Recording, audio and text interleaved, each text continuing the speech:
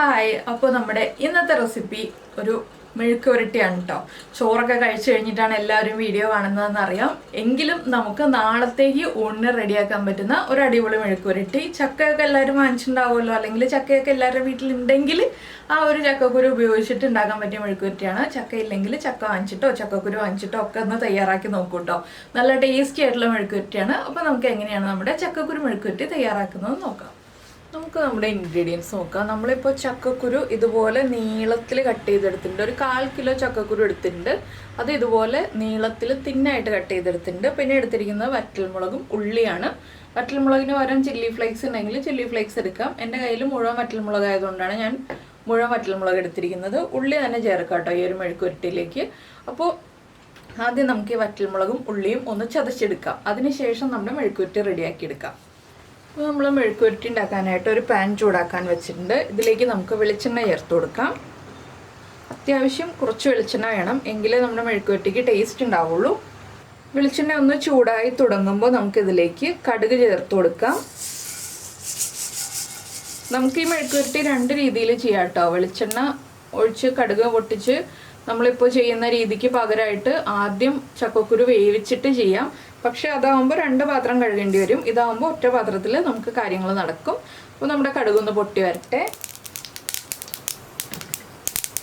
അപ്പോൾ നമ്മുടെ കടുക് പൊട്ടി കഴിയാറായിക്കൊണ്ടിരിക്കുന്നുണ്ട്. നമ്മൾ ചതച്ച് വെച്ചിരിക്കുന്ന ഉള്ളിയും വറ്റൽമുളകും ചേർന്ന മിക്സ് ഈ എണ്ണയിലേക്ക് ഇട്ട് കൊടുക്കാം.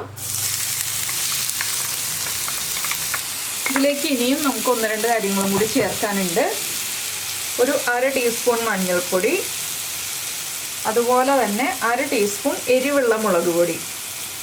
നമ്മൾ വറ്റൽമുളക് ചേർത്തിട്ടുണ്ടെങ്കിലും എരിവുള്ള മുളക് പൊടിയും കൂടി ചേർക്കുമ്പോഴാണ് നമ്മുടെ മെഴുക്കുവരട്ടിക്ക് ഒരു നല്ല ഭംഗിയുള്ള കളർ കിട്ടുക.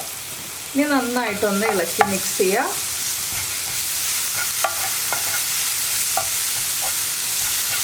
ഇതിലേക്ക് ഇനി കുറച്ച് കറിവേപ്പിലയും കൂടി ചേർത്ത് കൊടുക്കാം.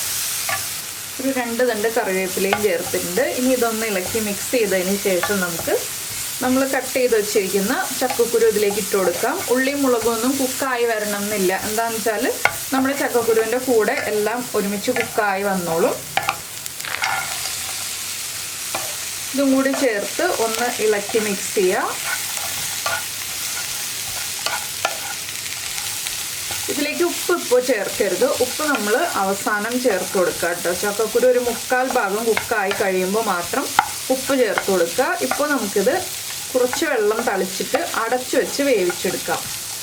നമ്മളിതുപോലെ കയ്യിൽ കുറച്ച് വെള്ളം എടുത്തിട്ട് ഒന്ന് തളിച്ചു കൊടുക്കുക. ഇത്രയും മതി. ഇനി നമ്മൾ ലോ ഫ്ലെയിമിൽ അടച്ചു വെച്ചിട്ട് വേവിച്ചെടുക്കുക.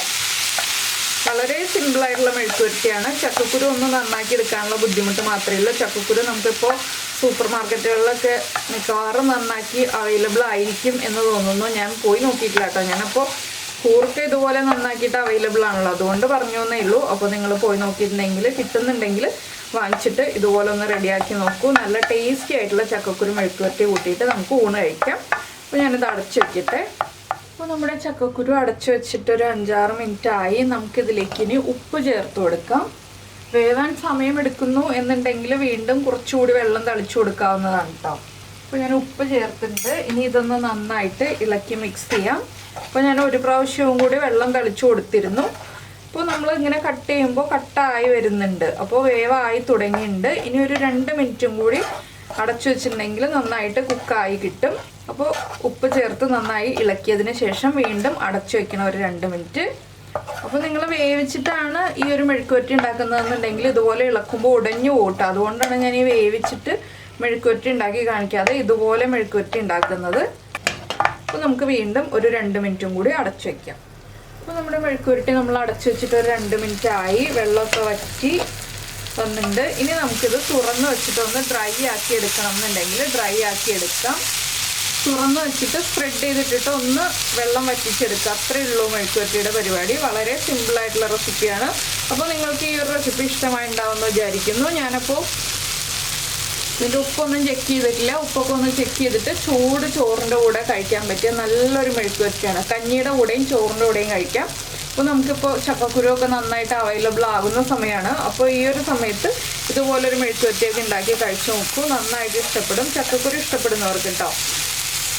അപ്പോൾ നിങ്ങളുടെ ഫീഡ്ബാക്കൊക്കെ നമ്മുടെ വീഡിയോയുടെ താഴെ ഒന്ന് കമൻറ്റ് ചെയ്തേക്കുക. അതുപോലെ തന്നെ ഇഷ്ടപ്പെട്ട റെസിപ്പി ആണെങ്കിൽ ഒന്ന് ലൈക്ക് ചെയ്യാൻ മറന്നു പോകരുത് കേട്ടോ. പിന്നെ നമ്മുടെ ചാനൽ ആദ്യമായിട്ടാണ് കാണുന്നതെന്നുണ്ടെങ്കിൽ നമ്മുടെ ചാനലൊന്ന് സബ്സ്ക്രൈബ് ചെയ്യാനും മറന്നുപോലെ. അപ്പോൾ എന്തായാലും നമ്മുടെ മെഴുക്കുവരട്ടിയുടെ പരിപാടി കഴിഞ്ഞു. ഇതൊന്ന് എത്രത്തോളം ഡ്രൈ ആവണം എന്നുള്ളതനുസരിച്ച് നമ്മളിങ്ങനെ സ്പ്രെഡ് ചെയ്തിടുക.